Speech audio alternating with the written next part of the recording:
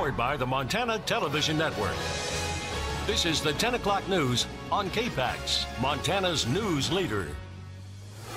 Good evening and thanks for joining us. I'm Don Fisher. Jill and Dennis have the night off. The University of Montana Athletic Director called it a program-changing day and one of the most significant investments in school history. MTN's Lauren Heiser takes us inside the newly opened Washington Grizzly Champion Center. In 2014, Kevin and Kyle Washington gave $7 million on the behalf of the Dennis and Phyllis Washington Foundation to help the athletic department at the University of Montana construct a new building. 3 years later, that building is finished and a dedication ceremony was held to celebrate. Thank you for being here in what I believe is the most significant investment in the University of Montana student athletes in the history of this university. To say this is a program-changing day is an absolute understatement. The facility is over 51,000 square feet with a 2-level weight room for student athletes. The old weight room was much smaller and equipment was spread out through several different rooms. Now players have more room to move and brand new machines. On the second level, there's indoor turf that coaches say will be useful during the winter. With the help of a $300,000 donation from the 1995 Grizzly National Championship team, the football players will have a new 2,000 square foot meeting room. Grizz football used to share a locker room with other teams, but now they'll have their own. The new locker room that was produced by Longhorn Lockers in Texas is much larger. It has couches, TVs, and about 118 lockers. Each locker has an upper and lower compartment, and the compartments meant to store practice gear and uniforms are all ventilated. The project also included creating new offices for coaching staff, lockers for former Grizzlies now in the pros, and 5 meeting rooms available to all teams. This project didn't just focus on the athletes. Additional restrooms and concessions along the southwest side offer more options for fans on game day. Reporting in Missoula, I'm Lauren Heiser with MTN News. And that entire $14 million project was privately funded.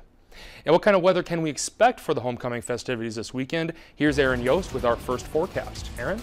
You know, the good news is we are going to slowly see the precipitation that has plagued us throughout much of the day today diminish throughout tomorrow. Take a look at downtown Hamilton this afternoon. First Security Bank ICAM, a mix of clouds and sun, but obviously a lot of scattered mountain snow and a valley rain snow mix today. Notice in our northwesterly flow, that's kind of coming to an end. We're not totally done with it though. As we head into the overnight hours and very early Saturday, we could still see some lingering light snow showers. However, as the day progresses, I'm anticipating decreasing clouds, warming temperatures slightly this weekend. Early next week will be closer to average. More details in your forecast on the way.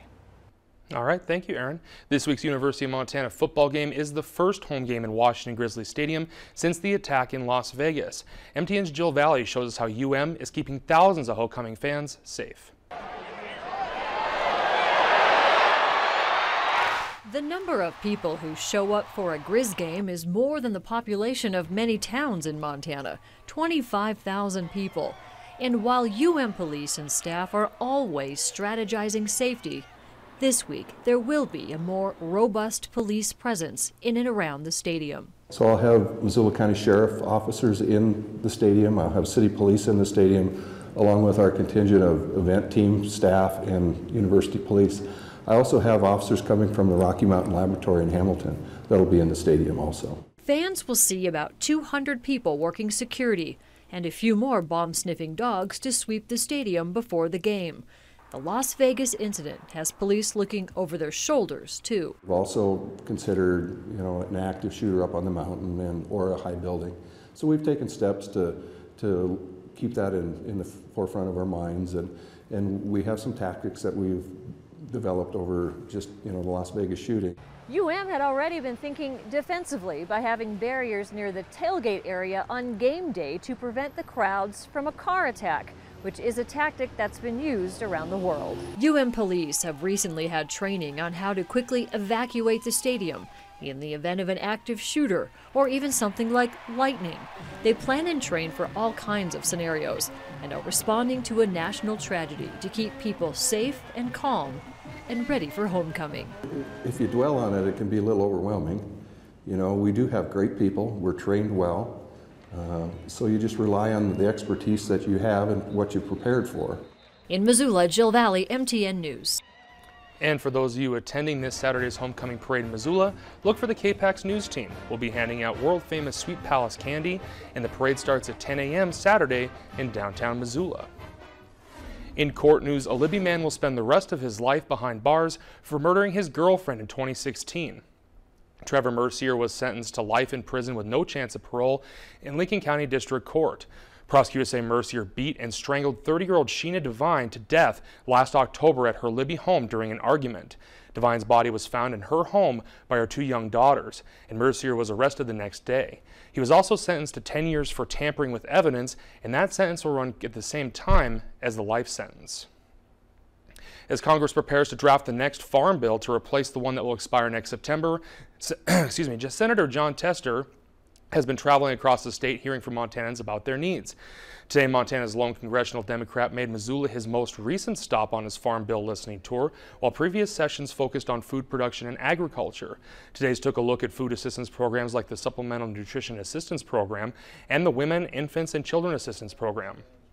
Panelists and Senator Tester alike expressed concerns over potential cuts to these programs, including a 50% reduction proposed by President Trump and a possibly greater cut proposed by the House in the name of cutting waste. Tester disagrees with that proposal.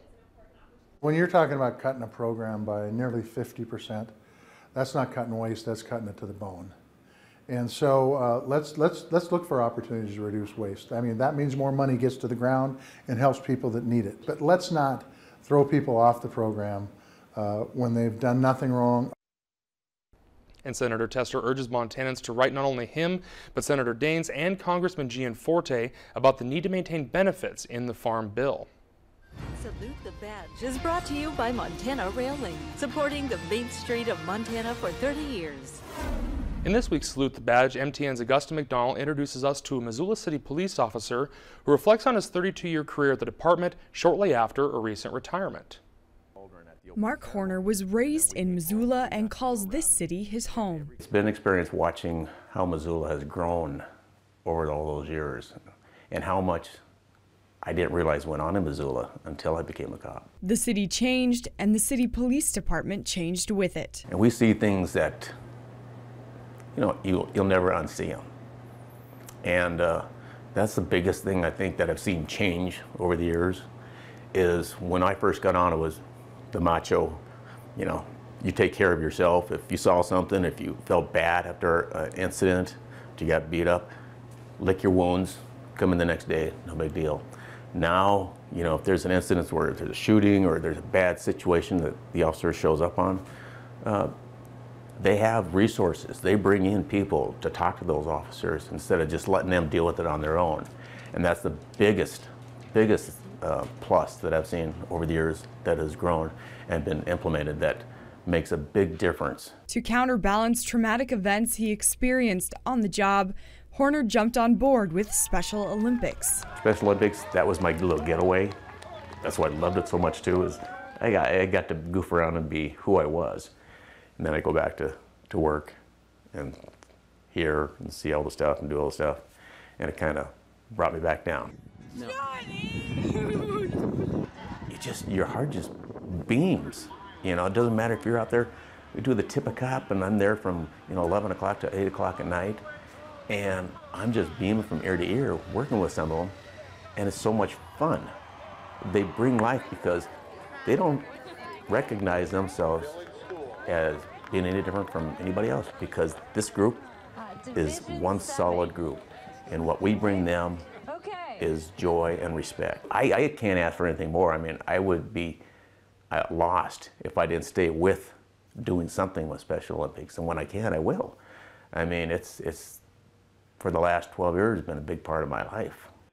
Reporting in Missoula, I'm Augusta McDonald for MTN News. And coming up after the break on MTN, Aaron has your game day forecast and breaks down the conditions for the weekend. Plus the remarkable story of how a Flathead Valley man that was personally affected by a recent disaster is giving back to those in need. Coming up.